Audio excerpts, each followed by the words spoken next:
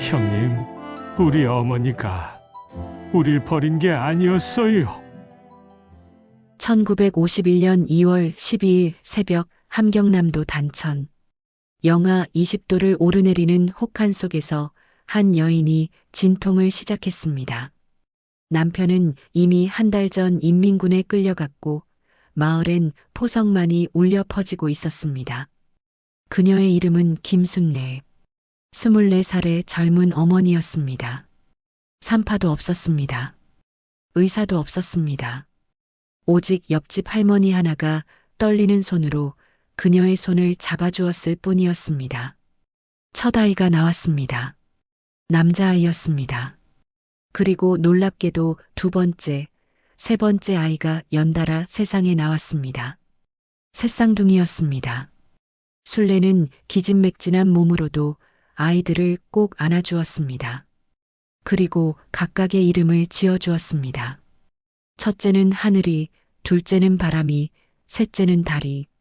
하늘처럼 높이, 바람처럼 자유롭게, 달처럼 밝게 살라는 뜻이었습니다. 하지만 기쁨은 단 하루도 가지 못했습니다. 다음 날 새벽 마을에 폭격이 떨어졌습니다. 집들이 불타기 시작했고 사람들은 너나 할 것 없이 남쪽으로 도망치기 시작했습니다. 순례도 새 아이를 품에 안고 피난길에 올라야 했습니다. 그러나 갓 출산한 몸으로 새 아이를 안고 걷는다는 것은 불가능했습니다. 피난길은 지옥 그 자체였습니다. 눈 덮인 산길을 따라 수백 명의 사람들이 비틀거리며 걸어갔습니다. 노인들은 쓰러졌고 아이들은 울부짖었습니다.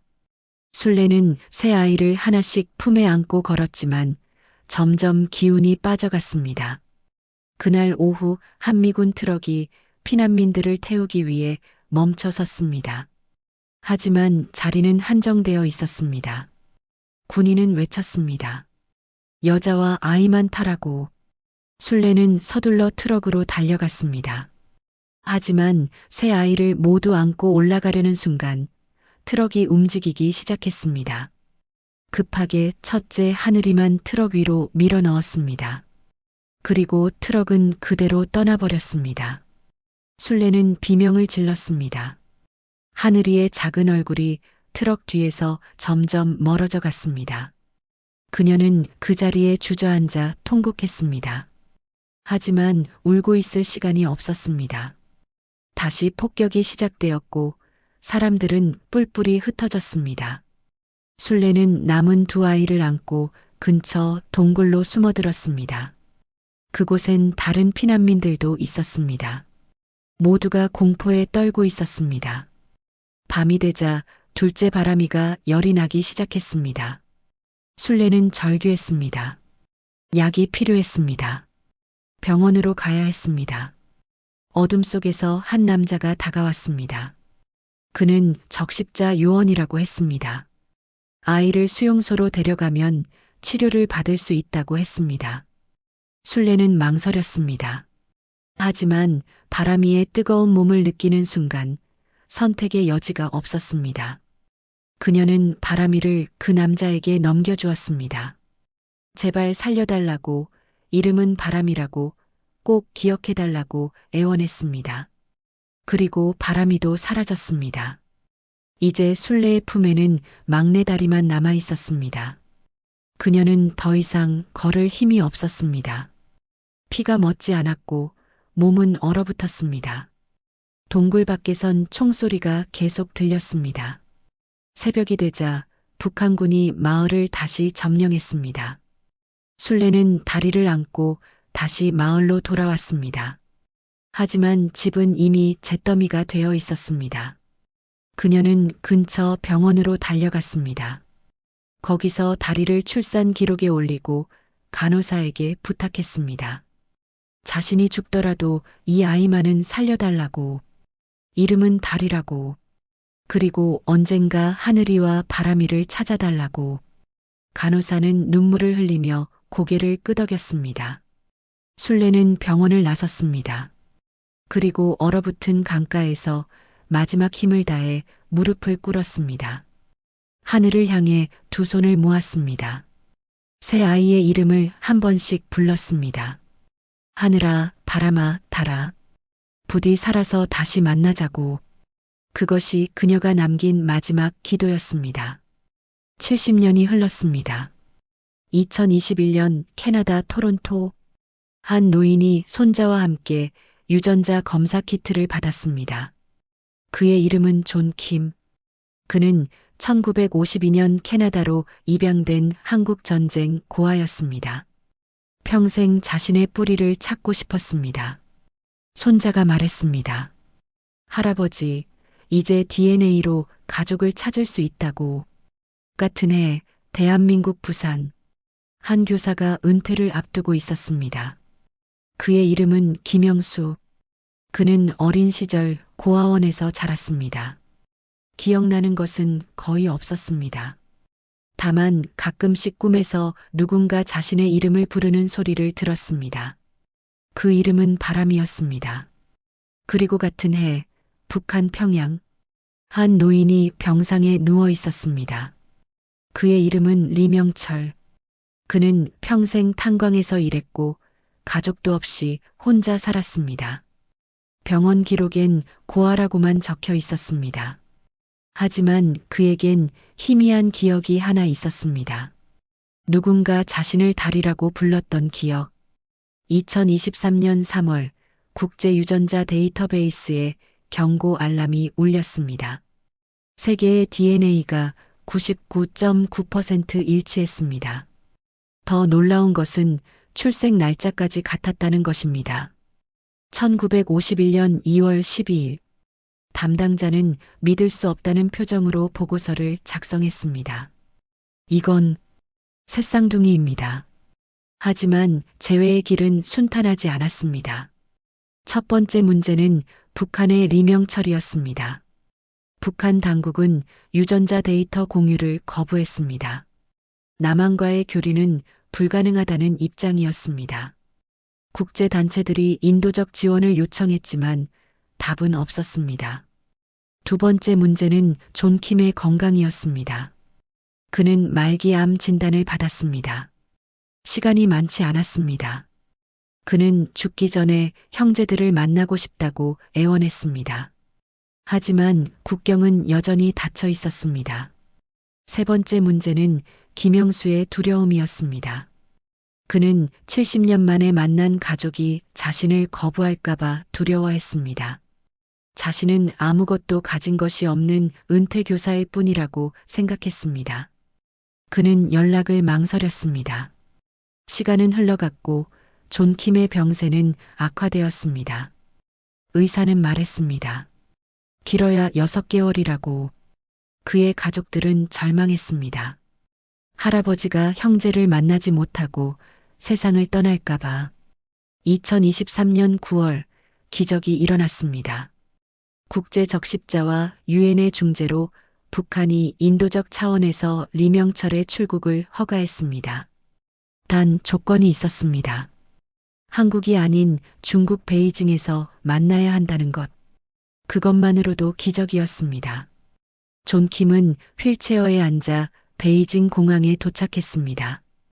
김영수는 떨리는 손으로 비행기에서 내렸습니다. 그리고 리명철은 평생 처음으로 북한을 벗어나 중국 땅을 밟았습니다. 2023년 10월 15일 오후 2시 베이징의 한 호텔 회의실. 세 노인이 처음으로 마주섰습니다. 통역사들이 긴장한 표정으로 옆에 서 있었습니다. 카메라들이 그 순간을 기록하고 있었습니다.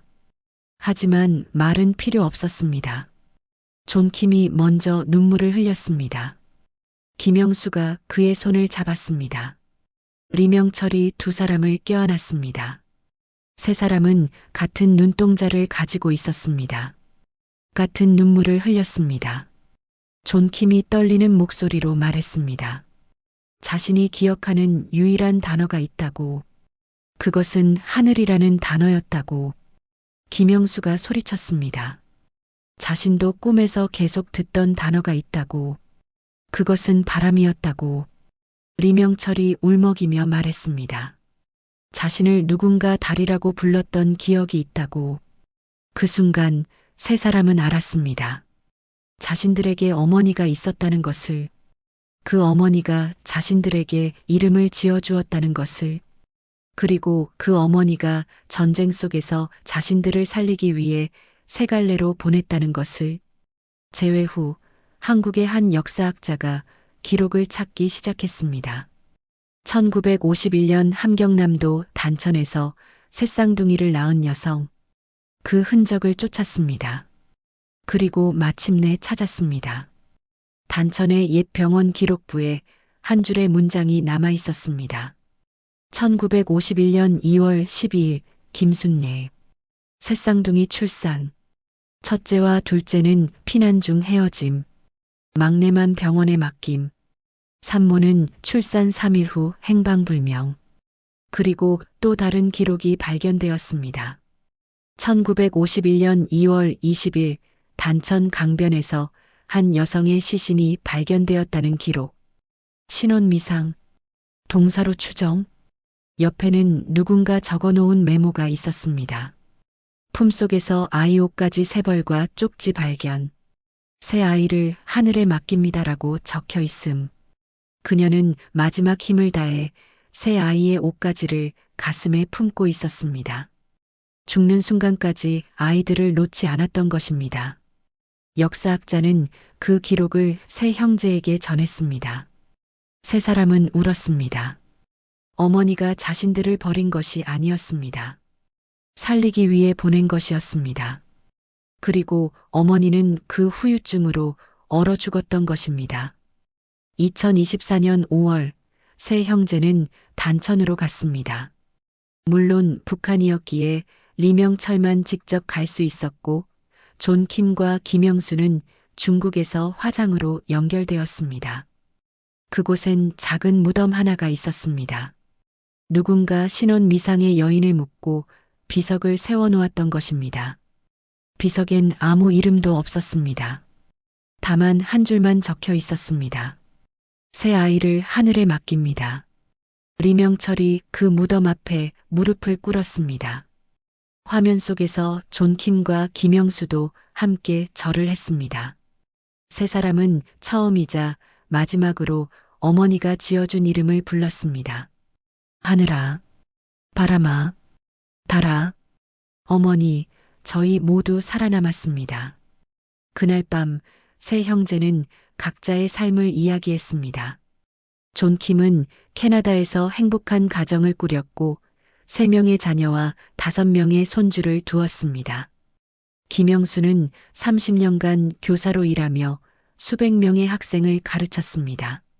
리명철은 평생 탄광에서 일했지만 동료들 사이에서 가장 성실한 사람으로 존경받았습니다.